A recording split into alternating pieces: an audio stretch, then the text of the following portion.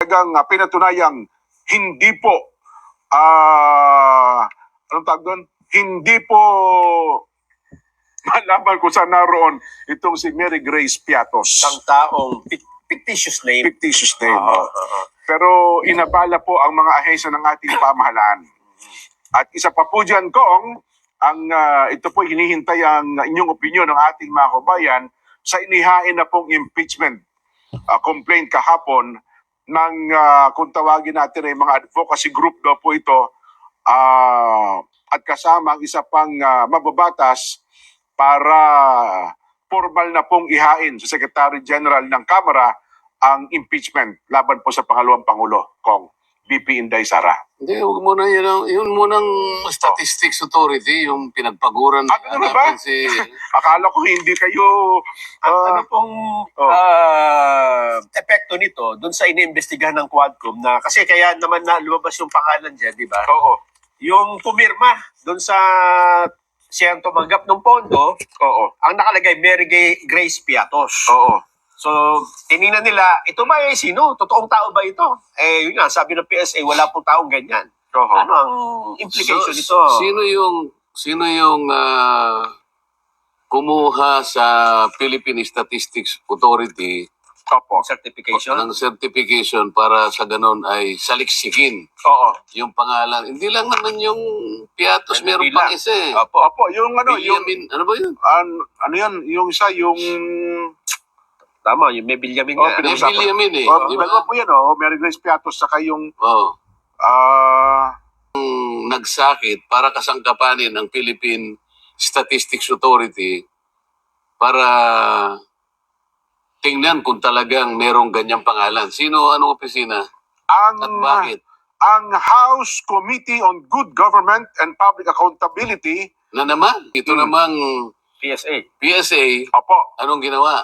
ang atin pong National Statistician at Civil Registrar General Claire Dennis Mapa ay nagpadala po ng sagot kay Congressman Joel Chua at mayroon po sertifikasyon na walang certificate of live birth, wala pong certificate of marriage, wala pong certificate of death sa kanilang database. Ito pong si Mary Grace Piatos. Inilabas po kahapon, Disyembre 2, ang sertipikasyong ito. At sabi ko nga sa inyo kung talagang pinagbubusan pa ng pagkakataon ng panahon. Ayon pa po dito kay Dennis Mapa, ang ating National Statistician, maaari silang maghanap pa maghanap pang muli ng tala ni Piatos kung mabibigyan lang sila ng karagdagang impormasyon tulad po ng pangalan ng kanyang magulang. So hinahanap ngayon ay pangalan ng magulang, ito po si Mary Grace Piatos. Yan ang sinasabi ko sa iyo, Jen eh. Nung Opo. nakaraang araw, nagsalita na yung Pangulo ng Republika ng Pilipinas, Jen. Yang kanyang pinag-uusapan ninyo, ano yung sabi niya? Hindi man importante yan eh. At anong cup of tea, sabi niya? Hindi, sinabi niya, wala namang importante dyan eh. Oo. Yung pinag-uusapan ninyo, hindi naman makapag-contribute ng mabuting bagay kahit sa isang buhay ng isang Pilipino. Ganun ang pagkakasabi. Yes. O sa pagkakayamot niya siguro, sinabi niya, as a matter of fact, in my opinion, it's a storm in a teapot. Yun, storm na teapot. O, di ba? Tama po kayo. Alam po ninyo, yung kahulugan po nun, yan po ay mga, kung tawagin po nila, yung mga metaphor. Oo. Siyempre po, yung bagyo, di mo na mailalagay sa isang tasa, di ba? Opo, opo. So, metaphor ang tawag niyan. Yung pong ibig sabihin nun, isang napakaliit na bagay na pilit pinalalaki. Katulad yan. Mhm. So, lahat po ng nakikinig, tama po yung sinabi ni Pangulong Bongbong Marcos eh. Tingnan po ninyo, napapatunayang isa-isa, ang isang napakaliit na bagay, pinalalaki po. Ngayon, kinasangkapan ang Philippine Statistics Authority para hanapin ang isang bagay na wala. Alam mo kung bakit ko sinasabi isang bagay na wala? Opo. Hindi ko naman maintindihan yung mga kasama ko. Anong pangalan ng committee, Jen? Committee on Good Government and Public Accountability. Yung bang pangalan, descriptive talaga, Jen? Mukhang yun naman po, Kung ayun ang kanilang kiniklaim. Hindi, yung pangalan Opo. ng komite. Okay, okay. Ulitin mo kung ano yung pangalan ng komite. House Committee on Good Government and Public Accountability. Oo. Oo. Kapag ka ba ang isang committee ay naglalayo ng good government, Opo. hahanapin mo ba yung bagay na wala? Maghahanap ka ng bagay na wala. Hindi po, sayang ang panahon ko dyan, Kong. Kaya Ganun, nga. oo. Tingnan mo akala ko naiintindihan nila yung mawalan ng galang po, mawalang galang na po. Kasi kapag ka nandyan po ako nagpapaliwanag sa inyo, nangaaway lang kayo. Kaya mabuti po, dito ko na lang ipaliwanag. Okay. Jen, ang pinag-uusapan natin ay confidential funds. Opo. Okay? Ang paggamit niyan, confidential. Oho. Lahat ng paggamit dyan ay maaring asset ng gobyerno, itatago mo sa pangalan na hindi sila makikilala. Ay, siyempre po, oo. May termo parang nom de guerre or whatever, Oo. nom de guerre. Itatago mo dahil asset mo yan eh. Kung ako mag-iimbento ko ng pangalan. Opo.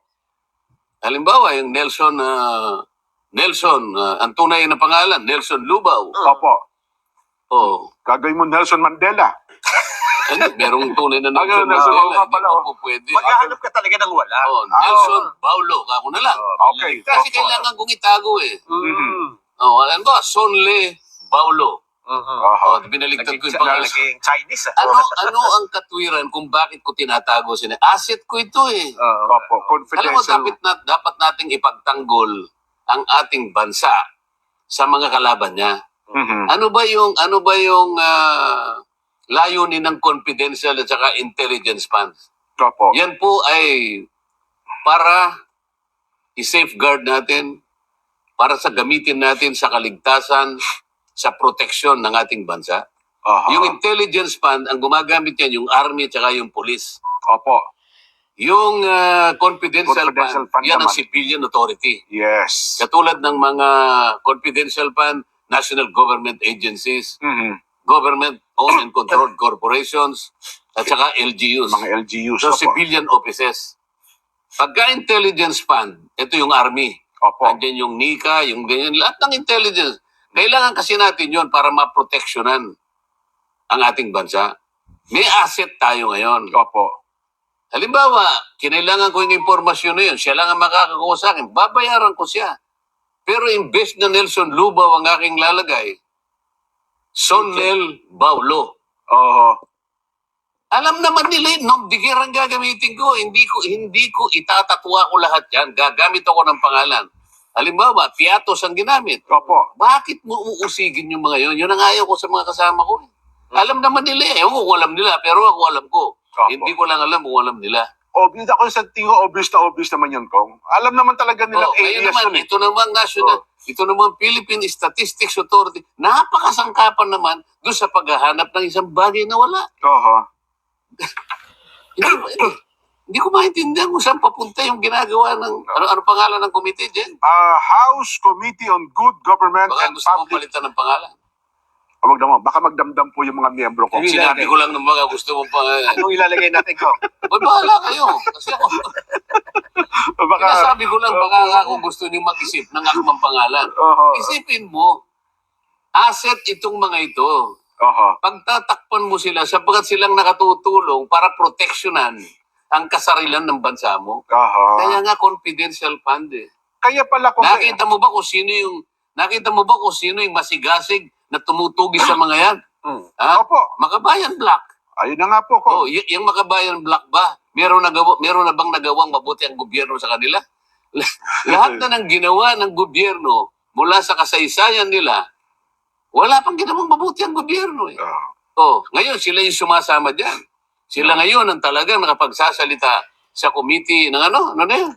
Good Government and Oo. Public Accountability. Confidential pa naman eh. Sila nga hindi mo makikita na talagang ang layunin nila ay proteksyonan ng ating bansa.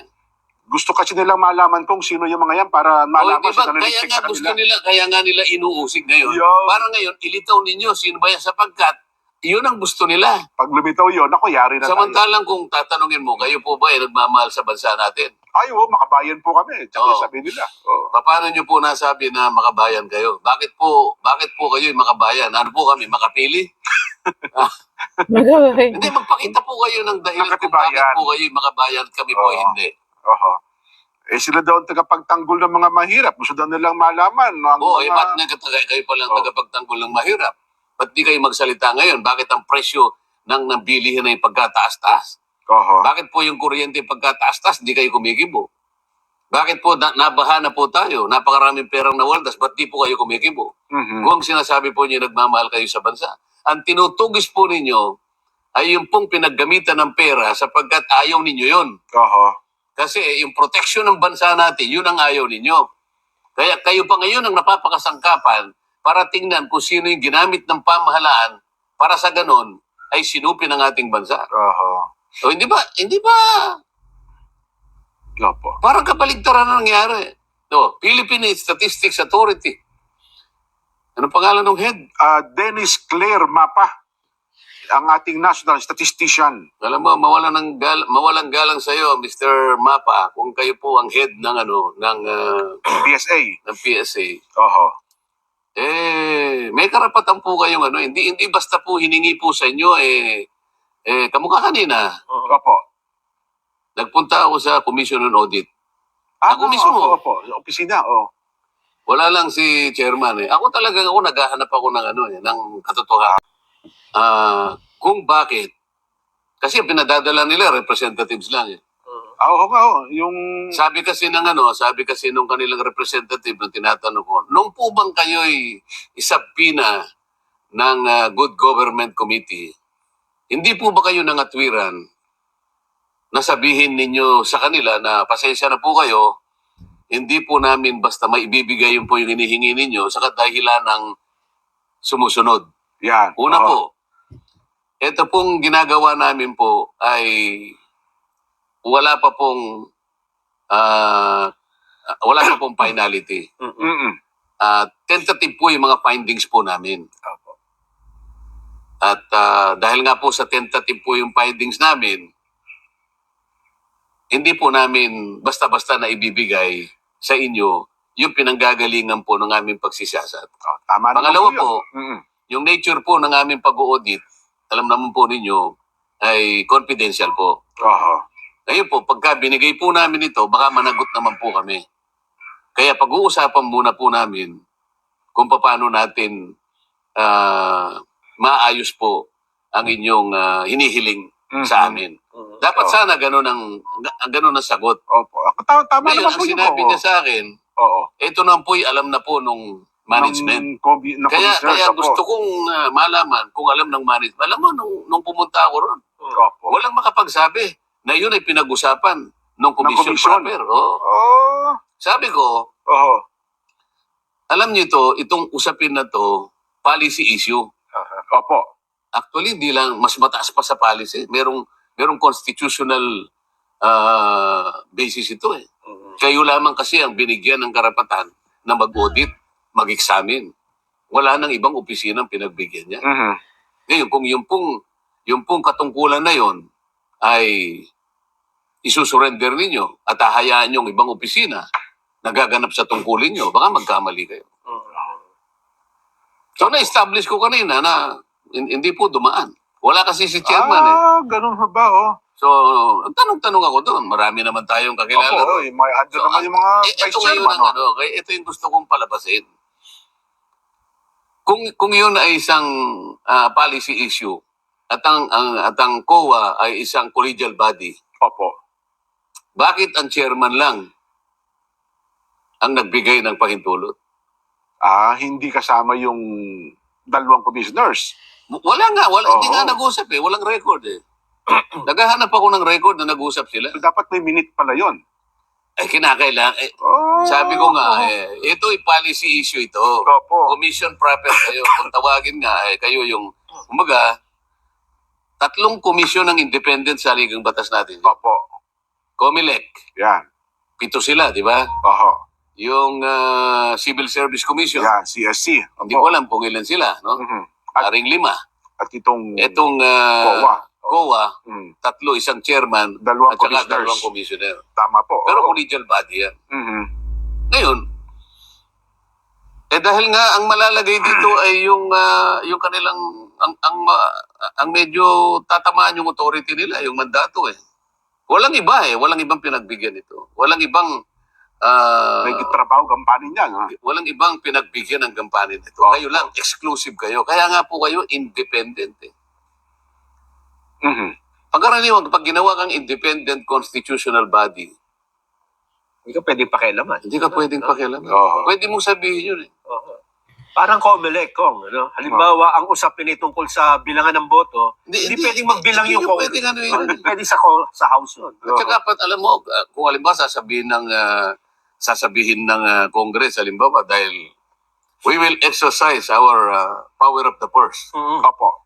Alam mo, hindi mo rin magagamit sa kanila eh. Kasi yung mga constitutional body, meron silang fiscal autonomy.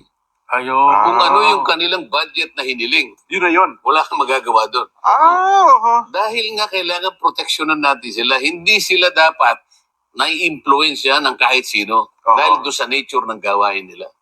Para manatili na independent sila. Mhm. So, tingnan mo nangyari ngayon. At saka, Kong, hindi, Sa akin pala din, na kompromiso yung pagiging independent nila. Kailangan Totoo. natin bigyan ng emphasis ito. Aha. So, hindi mo po pwedeng sabihin sa MAWA, sa COA, ay, mali yung audit nyo. Mali. Hindi pa pwede yun. Hindi mo pwedeng sabi, ang pwede lang magsabi, pupunta ka sa korte. Sa korte. Halimbawa, inisyuhan kanila ng audit observation memo. Oo. Kinontes mo, sabi nila, mali ka dyan, kami ang tama. Oo. O di, pagkatapos nun, merong estado na naman yun eh. Oo. Ang isang stage, ang estado ng gagawin nila notice of disallowance ka na. Oo. Pero yung notice na yun, appealable pa rin sa Yun, commission hanggang proper. sa- Opo. Papaliwanag mo pa. Oo. May appeal ka pa eh. Mm-mm. Kung sakasakali Ito yung appeal mo, ilang buwan to? 6 months? oh, Diba? 6 months. Ay, ang haba pala, no? Pagkatapos, kasi pagka confidential fund, Oo. diretso ang appeal sa commission proper. Eh. Oo. Kaya nga may 6 months ka eh. Ayun. Opo. Kaya nga very, very tentative. Oo. Tinitingnan pa yung mga papeles, biglang makikialam ang Oo. isang committee ng House of Representatives. Oo. Yun ang issue dyan. Ayun. Kaya yun ang pinipilit ko. Yun nga. Kaya para mali yung sagot ng representante ng COA, kasi ho, nasa kanila po ang power of the purse. Kaya sinumitin po Sinabi natin. ko, wala namang connection yun eh. Oo, Kasi nga. po kinikilala namin ang power of... Lahat ka ako ng tao, kinikilala ang power, Power of the purse ng Congress. Totoo naman yun. Opo. Hindi dahil sa pagkilala na yun, Mm-mm. ay magbibigay ka na lang, ipagkakaloob mo kung kani-kanino yung mandato mo. Trabaho. Oo. Oo. Iba ka ako yung pagkilala mo sa power of the force, pero kami kinikilala din namin yung exclusivity ng mandate mo. Hindi mo Oo. dapat ipagkatiwala kahit kanino. Oo. Walang connection yung ano niya, yung argumento eh. Ngayon, kaya ako nagpunta ron para lang malaman. Kasi po kanya may kaalaman naman po ang aming komisyon. Opo naman. Oo. Ngayon, yung kaalaman na yun pala, hindi naman nasalig doon sa collegial body. Oo. Yung chairman lang ang chairman lang ang Nagpasya. nagpasya. Mhm. Oo. So, sa akin tingin, may problema doon. Ayun. Kailangan i-discuss natin kung nakikinig ang COA. Totohanan po ito. Ako nagpunta po ako kanina sa inyo. Oo. Oo. Oh. Dapat palang ginawa ng COA dito, Oo. Kong. Oo. Sinabi niya na, teka muna, may 6 months pa na tumatakbo. Maghintay po kayo. Hindi Patapusin nyo lang kami. O yun nga. Kasi ginagawa namin yung trabaho namin. Hindi ba sinabi ko nga sa kanila, Oo. kung napakinggan nyo yung ano ko, yung Opo, interpretation ko. Oo. Hindi nyo ba pwedeng sabihin, Ayun nga. pabayaan nyo po kami makatapos muna. Mhm. Let the processes Oo. continue. Mm-mm. Oo. Pagkatapos po nun, ano man po yung naging ano namin, kayo na pong bahala kung ano po yung, kung gagamitin po nyo o hindi. Di ba? Yun na nga po. Kasi po may appeal pa. Halimbawa po, ganito yung outcome namin. Oo. Meron pa pong appeal kung sakasakali man eh. Oo. Oo. Hanggang po sa Korte Suprema eh. Kaya hindi po kami pwedeng mag-delegate sa inyo. Ayun. Oo. Eh, kaya Kaya di hahayaan mo ngayon kung ano sa isasagot sa'yo ng Opo. komite. ang problema ko, yung punto niya, yan din ang naging liyam ni Yusek Laika Lopez, Oo. pero ginamit na dahilan ng... Doon pa nga siya nakulong. Doon pa, yun ang ginahilan kung bakit siya Oh, inakulong. hindi ba nire-raise ko? Yes. Kung ako yung abogada na yan, ng Opo. OPP, ganun din ang Malamang, gagawin yun ko. din ang gawin nyo. Abogado siya eh. Mhm. Abogado siya eh. Hindi naman sinasagdan yung trabaho ng Kongreso, Hindi di ba? niya- wala Opo. wala po kaming layunin na kapigilin po kayo. Opo. Dahil trabaho niyo po yung kung ano po yung gusto ninyo in aid of legislation. Ang sinasabi ko lamang po, yung nature po ng proseso ng audit observation memo na ipinagkatiwala naman po dito lamang sa Commission on Audit at hindi po sa inyo. Oho. Kaya ko lamang po idinadahilan nito, pagpasyahan po natin sana. Oo. Hindi eh. Mukhang ganun nga talaga dapat ang Yun pa nature. yung naging dahilan Opo. ng kanyang pagkakakulong. Ayan. Yun nga. Sinabi ko, di ba Mr. Chair, ang mas maliwanag nito, kung gagamitin nyo sa kanya na siya ay pinipigilan o obstruction of the processes of this committee, hindi po ba ang committee ito ang naunang nag-obstruct? Ano? Trabaho po ninyo, pinanghimasukan natin eh. Oho. Oh, you are out of order, sabi nila sa akin. Saka naman nakakitang. Ay, nako. So, ganun ho pala talaga dapat. Balik tayo dun sa ano sinabi ni Pangulong Bongbong. Oho. Wala naman kang importante dyan eh. Opo. Hindi niya importante yung Hindi impeachment na yan. importante Opo. yan. Mhm. Yan kanya makakadistract lang sa inyo. Napakarami nating problema. Tama naman yun eh. Opo. It's a tempest in a teapot. Mhm. Isang napakaliit na bagay na pinipilit niyong palakihin. O, di ba? Oho. Ano ba yan? Eh, Kaya wala. sila gumamit ng pangalan Opo. na hindi existido para sa ganun, maitago nila yung Mapangalagahan. identity Yan. ng mga assets ng gobyerno Mhm. na ito po ang tumutulong sa gobyerno para po maproteksyonan ang Opo. ating bansa sa mga kalaban natin. Mhm. Kaya pala kung may singit ko lang, Nelson, nung misa, nung dumalo ang Pangulong Duterte sa pagdinig ng Kamara, tinanong sa kanya yan. Sabi niya, alam mo ba, pag sinagot kita dyan, makukulong ako. Yun ang magiging dahilan. Tsaka niya, pag sinagot kita tungkol sa confidential fund, wala akong kahatungan kundi makukulong ako pag sinagot ko yung tinatanong Sino mo sa pong akin. maniniwala na ang asset Ayun sa iyo pala. na ibubulgar mo pala ako? Ayun na nga. Pagkatapos pala na tumulong ako na magbigay ako ng impormasyon alang-alang sa proteksyon ng ating bansa, ilalantad nyo rin pala ako? Mga nganib pala tayo ang ating Oo. seguridad ng bansa dyan. Mga ganay ba siguro Oo. ng bansa? Mhm. Sino pa itong nagsasaliksik? Sino pa, mga kalaban pa ng, Yun na nga. di nyo nakita yung kabalintunaan at kabaligtaran ng mga pangyayari ngayon? Pumasok tuloy sa isip ko, Kong, sa isang pagdinig din noon na iniimbestigahan naman ng confidential fund ng Office of the Ombudsman, yan din ang linya ng tanong, Kong. Tinanong din sa Ombudsman, Martires eh. Pwede niyo ba malaman? Sabi niya, wala pa po akong alam na intelligence fund na niresibuhan. Kasi pag niresibuhan ko po yan, tilagay ko pangalan. Pwedeng resibuhan pero itatago mo Yun nga na yung nga tumanggap po. kasi nga yung nature nga ng Oo. pagkakatanggap asset mo nga yan. Yun Hindi na nga ba? po. Ano kaya paghalimbawa ang gagamitin natin para magkaintindihan kami? Hindi ba? Maunawaan. Mukhang ayaw talaga unawaan So yung punto na yan, Kong. nakita mo yung maliit na bagay na pinipilit na palakihin. Oho. Nahantong tayo ngayon sa pagpapile ng impeachment. Mhm. Pero kung yung maliit na bagay na yon ay pinanatiling mali dahil wala namang kabagay-bagay, akalain mo nga halungkatin ng confidential fund. Pero ang paghalungkat, isang opisina lang. Oho. Yung 350 pinabayaan, saan ka naman nakakita? Totohanan ba? Totohanan ba yung gawain na kinakailangan makagawa tayo ng isang maganda Mhm. at mapapanay Nako. na may kinalaman sa confidential fund? Oho. Ha? 350. Ang merong notices galing Isa sa lang. COA. Paano mo ngayon masasabi na kayo po ay objective, na kayo po ay, hindi po kayo na may personal. Mhm.